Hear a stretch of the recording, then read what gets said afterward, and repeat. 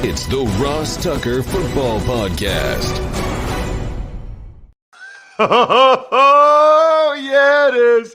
But it's not just any Ross Tucker Football Podcast. It is a teaching tutorial Thursday presented by DraftKings. Class is in session with the best in the business, Professor Greg Cosell from NFL Films University, momentarily. But first, I cannot wait to give out some gifts tomorrow to some winners. Just spread the word via social media. That's all I want from you for Christmas. Just a retweet of @RossTuckerNFL or @RossTuckerPod, or a reply to one of our posts, or even better, a quote tweet talking about how much you love the show. Any of that would be awesome. And if you're a new person doing it, you got a great chance to get one of these amazing press passes, or a signed card, or a signed picture, whatever you'd like. Then we've got the sponsor confirmation email winner. Obviously, the sponsors are what make this whole thing go. So when you guys hook up the sponsors, you're really hooking up yourself and you're hooking up us, which is awesome. So check them out, rosstucker.com. See which ones you could use that would be helpful for you and your family. And then boom, take advantage of it. And then the YouTube shout out's very cool. I love doing the cameo style videos for you guys. YouTube.com/RossTuckerNFL. All you have to do is go ahead, obviously, and subscribe. You just hit the thumbs up button. You're not like spending any money or anything. And then make a comment. So I know you're there. Watch one of the videos, make a comment, and I will notice it. Other than that, it's Big Show time. The Big Show. Every week, every Thursday, we have the best civilian film watcher in the world on our show. And by the way, that's every once in a while someone's like, what do you mean civilian? I just mean he didn't work for a team. Okay. Like, relax. It's a compliment. I can assure you it is a compliment. You think I'd have a guy on my show every week for like years? And it's not like I adore these 15 minutes with Greg. We got to start with tonight's game, Greg. Niners, Titans should be interesting. Kind of feels like two teams going in different directions a little bit. What are you seeing? What will you be watching? Well, I think we know what the Niners are, Ross. I mean, when they play well, and they've played well over the last month or so, we know that it's a run game foundation. We know that Jimmy Garoppolo is a complementary piece in their offense. We see on defense that they're playing a lot of zone. They're trying to protect their corners. They play Josh Norman and a rookie corner, Ambry Thomas. So they play a lot of zone, a lot of split safety zone. Their defensive front has been playing at an extremely high level. People obviously know Nick Bosa, but Arden Key and Samson Ebukam have played really well, and Armstead is just a really solid player. So they've been very good on both sides of the ball. I think the bigger question is, what is this Titans offense going to look like? It appears that A.J. Brown will be back. It appears Julio Jones will play. This is an offense that's been stuck for the last, basically since they lost Derrick Henry, and not stuck in the way people might think. They've actually run the ball okay. The issue for them has been the total inability, Ross, to generate any explosive plays in the pass game. They've had games, I mean, this past week was very representative of that. The longest completion to a wide receiver was Chester Rogers for 13 yards. And that has been very representative of their offense over the last 6 games without Derrick Henry, the inability to produce explosive plays in the pass game. And studies have been done that shows that that correlates very well to scoring or lack thereof, that big plays in the pass game are critical, and they've been unable to do that. It's really, really hard to just drive the length of the field all the time without any explosive plays. That's not a recipe for putting points up. No, It's just hard. Right, and it's probably not a scoop to say that, but the bottom line is they've been unable to do that. I mean, a great example, and they started the game against Pittsburgh last week. The first play of the game was a shot play, a called shot play, and Julio Jones ran right by Cam Sutton. And what happened is they're playing with backup offensive linemen, which they will be again tonight.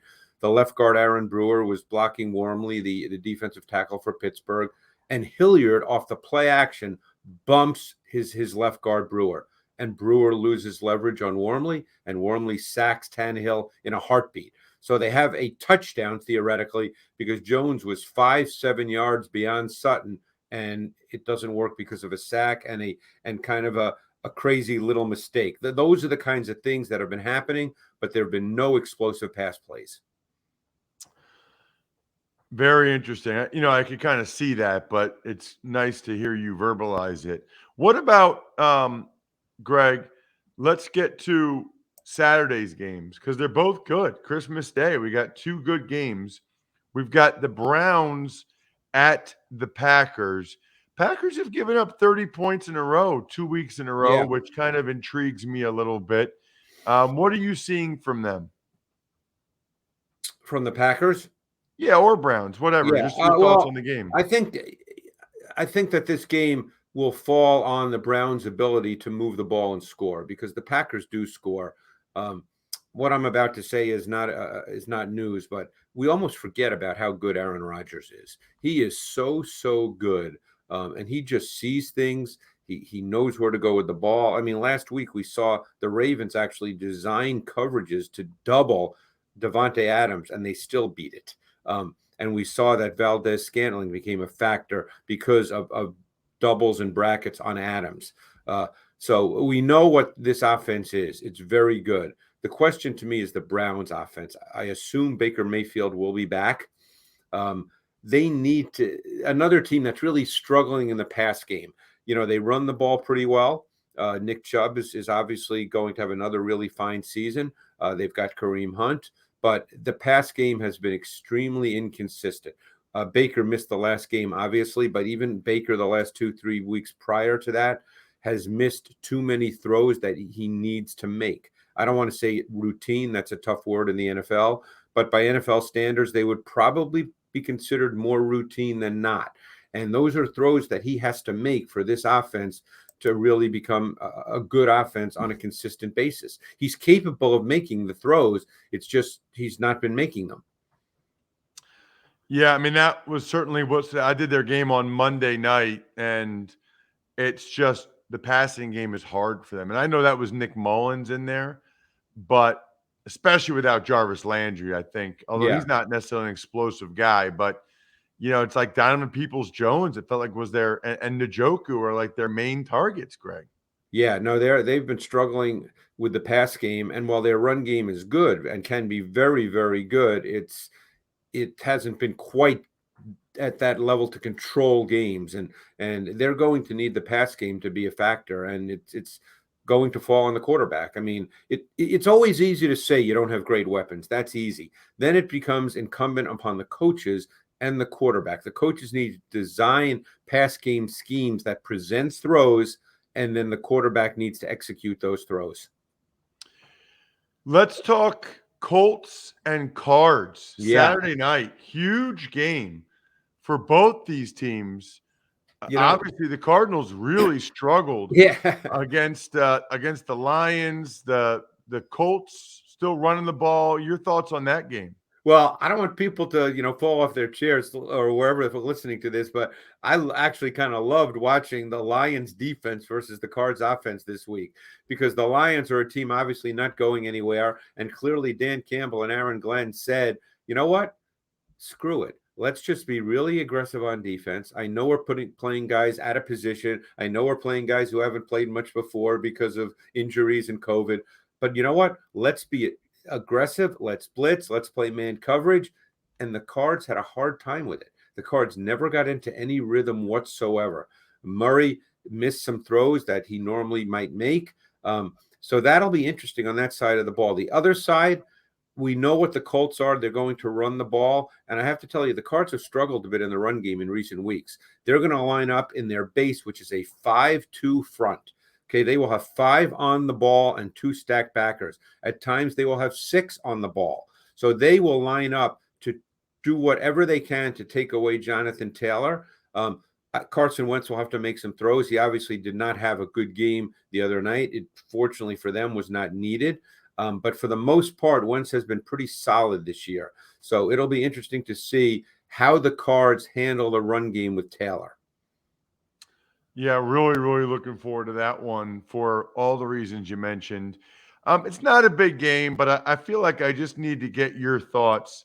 It's the Giants at the Eagles, and I Ah, guess I'm just curious, are you more impressed, Greg, by the Eagles' run game consistency or by what you saw from Hurts the other night? I'm fascinated by the Eagles' run game. I mean, it was a joy to watch. What stood out to me, and you as an offensive lineman, I'm sure you can appreciate it. What stood out to me was the overall athleticism and mobility of the O-line and the cohesion with which they executed the different blocking schemes. You know how important that is, Ross. People don't understand how difficult it is to run block and how difficult it is for five guys to have to work together for a run game to be effective. People might see one great block and think, oh, wow, there's a great block. But it's five guys that have to work together and have to see things the same way. When you talk about combo blocks, when does one of the linemen come off the double and go to the next guy? In his own run game, how do they work together? It's very synchronized, as you know. And the Eagles, even without two of their starters, because Dickerson didn't play, Driscoll's been out at right guard, he's been a starter. So with two backups at the guard positions, boy, did they look good. Did they look synchronized? And it was really a joy to watch. They have a clear identity, the Eagles. Whether people think that that's the kind of identity that leads to playoff wins and a Super Bowl, that's a different question. But they're a run-first team, which includes the quarterback, and their defense has gotten better. So they have a clear identity with which they play every single week, and they're very good at that.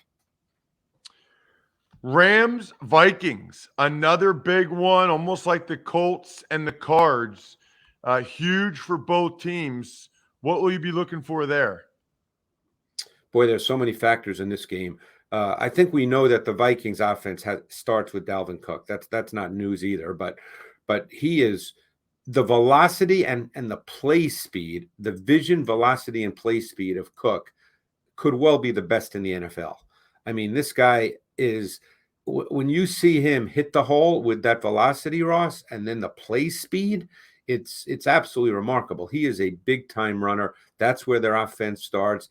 They're a base personnel offense. So it's going to be very interesting to see how the Rams match up, because when they play in their base, Ramsey is an outside corner, so he's not really involved in the run game. So the question is, will they stay with their base and have Ramsey be an outside player and not really be a factor in the run game? Or will they almost view him as a linebacker and play nickel, but have him involved in the box? I'm fascinated to see how Raheem Morris views that in this matchup, because they're going to get a ton of base personnel from the Vikings. That's what the Vikings are. Yeah, that's a huge, huge game. All right, speaking of another one, probably the game of the week again. It's the Bills at the Patriots. They just played a couple weeks ago Yeah. in the primetime win game. This is obviously, although I think I saw somewhere where there might be snow. These two teams can't play without weather being a huge factor. But what interests you here in the rematch, Greg? Well, I would assume that Mac Jones will throw more than 3 balls. Although Mhm. and knowing Bill Belichick, he could come out and throw 40. You have no idea. You know that with Bill Belichick. But I think what interests me here is more the Bills offense and the Patriots defense, because the Bills offense has, people might look at the stat sheet and see that Singletary had 22 rushes, but half of those, if not more, came in the fourth quarter with more than a 1-score lead. They still were very pass heavy to get to that point in the game. Their O-line had to be shuffled a bit because Deion Dawkins did not play. Spencer Brown, the rookie, played left tackle. He had a hard time, by the way. This is a very pass-heavy team that doesn't protect real well, and it's taking its toll on Josh Allen, who's now starting. I don't know what's in his head. I can just respond to what the tape shows, but he's now starting to move when he doesn't have to. There's unnecessary movement. There's a little lack of discipline to his game. He did not play particularly well last week. I know they won the game, but he's going to have to be better in this game. He's going to have to be really sharp And I'm very curious to see what their game plan approach is against a very good and very disciplined Patriots defense. I'm just curious. Some teams have better matchups than others. Did you get a chance to watch the Bucs offense against the Saints defense, Greg? I sure did. What happened there? Well, it's funny. I fell asleep on that game on Sunday night, so I didn't see a ton of it live. And I figured when I saw the score the next morning that, man, they must have been really aggressive on defense. And the thing is, they weren't. The game plan really was 4 down lineman pass rush, and it may have been the worst game by the Bucs O-line all year. They lost so many one-on-one battles in pass protection. But the other thing is they played a ton of 2-man coverage. The Saints play more 2-man coverage, which is man-to-man with 2 deep safeties. They play more of that than any team in the league, but it's the way they use their safeties, Ross. They don't just have the safeties sit back and sort of watch everything in front of them. Those safeties move around. They become robbers. They lurk. They read routes. So it gives a different look to the quarterback. And because you're playing 2-man, the man coverage defenders can undercut routes, tailgate, and take away throwing lanes. So when you take away throwing lanes and then you have those safeties kind of in lurk, robber, different positions, it made it tough. And it was a tough deal. They showed Brady a lot that I'm not going to sit here and say he hasn't seen it before. Of course he's seen it, but it just made it difficult. Interesting. All right, a couple more to get to. Ravens and the Bengals. This Tyler Huntley, Greg, is kind of moving the ball better than Lamar Jackson had recently. Yeah, I didn't get to watch that tape yet because we ended up shooting our matchup show yesterday because of the short week. So I'm a little behind in games that I've seen. So I saw a good amount of it on TV.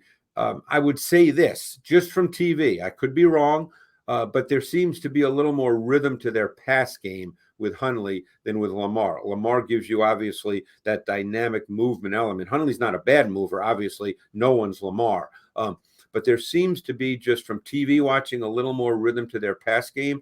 I know Lamar did not practice on Wednesday. I don't know. At this point, I guess we don't know if he's a go for the weekend. What about Steelers Chiefs? Now, as we record this Thursday morning, like we always do, Tyreek Hill, Travis Kelce, among guys on the COVID list. But it felt like on some level in last Thursday night's game that Mahomes, Tyreek Hill, Kelce, it looked like they used to look in the fourth quarter. Yeah, well, here's an interesting thing, which in studying the Chiefs this week, and I actually did the study before the announcements of Kelce and Hill, so who knows? I guess they could come back. We won't know that. But do you know that Tyreek Hill leads the NFL in third down receptions? Who would have thought that, Ross? Not me. No. So Tyreek Hill leads the NFL in third down receptions. This offense has become a lot more condensed, not as big play as we've come to expect. But Mahomes has played far more efficiently over the last 3-4 weeks. He gets the ball out. His movement now has become more calculated than unnecessary. He had a long stretch where the movement was unnecessary and he would get caught at times. Now it's become much more calculated. And he made some second reaction plays in the fourth quarter in that game, which were key against the Chargers. So we'll see who plays. So it's very hard to speak to what that offense will look like. I mean, obviously, Pringle will be up. Hardman will be up. I can't think offhand who the other receivers are who will go, but Pringle was a player I've always liked. I remember watching him coming out of college. I believe it was Kansas State, and I thought he'd be a good NFL receiver depending on what team he went to, and he's a factor for the Chiefs, and he could well be a big factor this weekend. Last game, Greg, Monday Night Football, Dolphins, Saints. What will you be looking at there? Dolphins, Saints D. Saints D is really good, as we already discussed. Tua is a short to intermediate dart thrower. I think they're going to take away a lot of those throws. So I'm very anxious to see how the Dolphins coaching staff responds and how Tua responds, because I'm not sure those throws will be there with the consistency that they have been, because Tua is very, very effective when he can make those throws. That's his game. It was his game coming out of Alabama. It's his game in the NFL. Your game is coming on the Ross Tucker Football Podcast and dominating every Thursday. Of course, check him out on social media at Greg Cosell, so you always know what Greg's up to. And then in particular, check out the NFL Matchup Show this weekend on ESPN, ESPN2. It is fantastic. Thank you, Greg. Thanks, Ross. Appreciate it. Have a great holiday. Yeah, likewise. Hope everybody else has a great holiday as well, including making sure your car is good to go this holiday season. Maybe give yourself a little bit of a gift. I love how convenient AutoZone is. If you're more of a today person, you want to get what you need ASAP, then you can order online, pick it up fast with their free same-day store pickup. No waiting in lines or shopping through the store for 20 minutes because you can't find an obscure part and you refuse to ask for help. Or if you're more of a tomorrow person or it's a job that can wait a bit, you can order what you need on AutoZone.com with free next day delivery. Like if it's late, you realize you forgot something you needed for the job, you don't want to go back to the store, you're too tired. Listen, I get it. Trust me. I wouldn't want to go back to the store at that point. So the next time you're starting a job, start it by shopping your way at AutoZone.com with their free same-day pickup and free next-day delivery. Get in the zone, AutoZone. Tuck's Takes. All right, Ross, good morning. Let's start once again, unfortunately, with the COVID list additions. We've got the Steelers tackle Zach Banner, linebackers Marcus Allen, Devin Bush, Jets head coach Robert Saleh among 15 Jets, which also includes Michael Carter and Elijah Moore. Texans, wide receiver Brandon Cooks, Colts, Kamoko Toure. Did I pronounce that correct? Yes. And Rocky Yassin, Eagles head coach Nick Sirianni, and Dolphins guard Robert Jones. So I need to get a little bit more information here because I guess I am confused as to how this many people are testing positive if they are only testing unvaccinated or vaccinated people with symptoms. Are we to believe that this many people reported symptoms? Little bit confused on that one. Going to try to get some clarity today. Obviously, the one that jumps out the most is probably the Jets with 15. How do you know if and when they won't postpone the game like they did last week? The precedent has kind of been set. So I guess we'll just have to stay posted. Tuck's Takes. Some other news. Brown Center and NFLPA President J.C. Tretter said that the NFL wanted to cancel those games last week, which is why the players agreed to postpone them. And in other news, the Pro Bowl rosters are now out. So I don't really believe that in terms of canceling the games. I believe that J.C. Tretter believes that. I don't think J.C. Tretter is lying, but I do not think the NFL was looking to cancel 3 football games or have forfeits or have the players not get paid or have the networks not get that inventory. Frankly, I don't believe that for a second. So maybe that's what the NFL put out there to try to get the NFLPA to do what they want them to do, and maybe it worked. And by the way, I could be wrong. Sometimes I'm wrong, but I don't really believe they were going to cancel games. As for the Pro Bowl rosters, I tweeted this last night at Ross Tucker NFL. If there is a guy on your team that you think got snubbed, you must say which guy he should replace. Got a lot of people saying Josh Allen instead of Lamar Jackson last night. I think that's probably fair. But remember, when they do the voting, Lamar was playing great. Josh Allen, not as much. Obviously, that's flipped a little bit more recently, but just something to keep an eye on. Tuck's Takes. And tonight, big game, Thursday Night Football, Niners, Titans. Who do you like? Yeah, gigantic implications here for the playoffs. Just gigantic. So I like the Niners. I mean, I mentioned it with Greg. It just feels like these are 2 teams going in different directions. Now, if the Titans really get back A.J. Brown and Julio Jones, I don't know how it's possible that Julio Jones came out of the game Sunday with a hamstring injury, but might be able to play tonight with that same hamstring. That makes no sense. If he does try to play, I would envision him re-injuring that. That's my guess. As for A.J. Brown, that would be huge. But as Greg mentioned, no Roger Saffold, no Taylor Lewan against Bosa and Armstead and those guys, just not real good.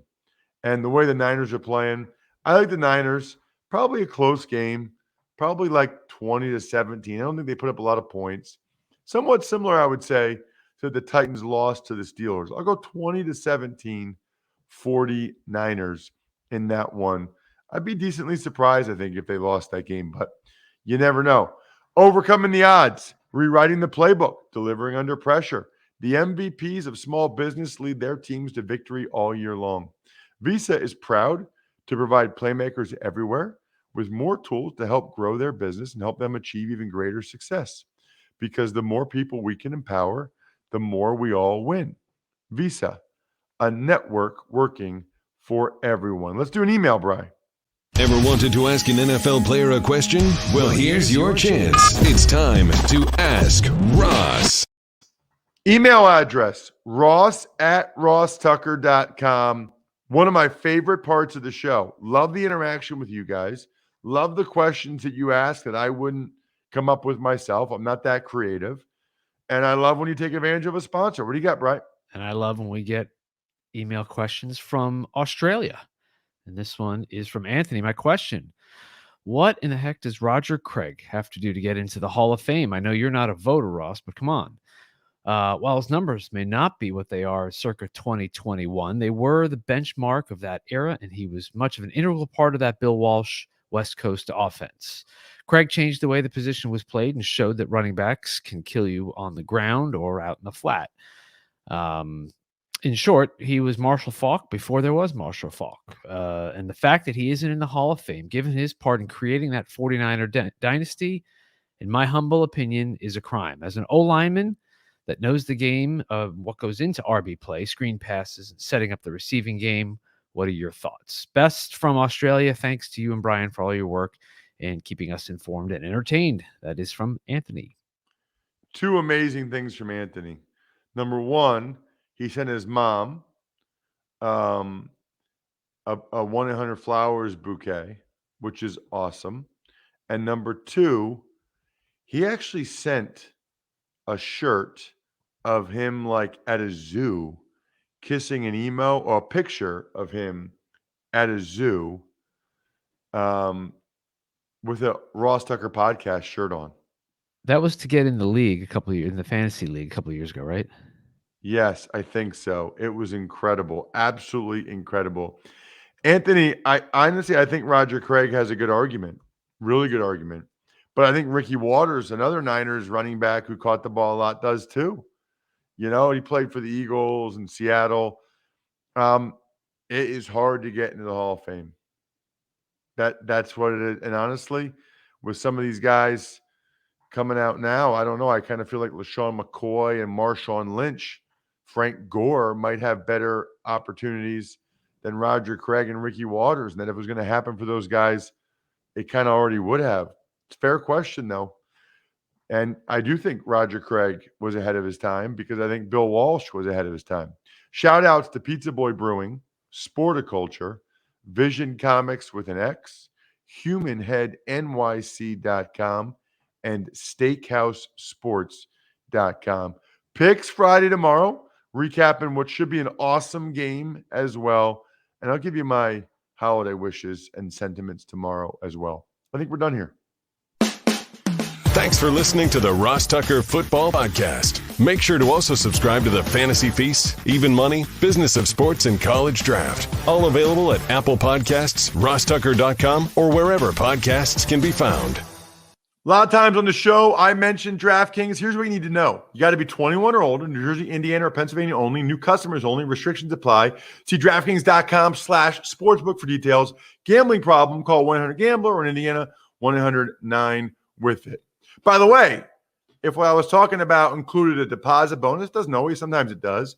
Deposit bonus requires 25 times playthrough, and deposit bonuses are paid out in site credit.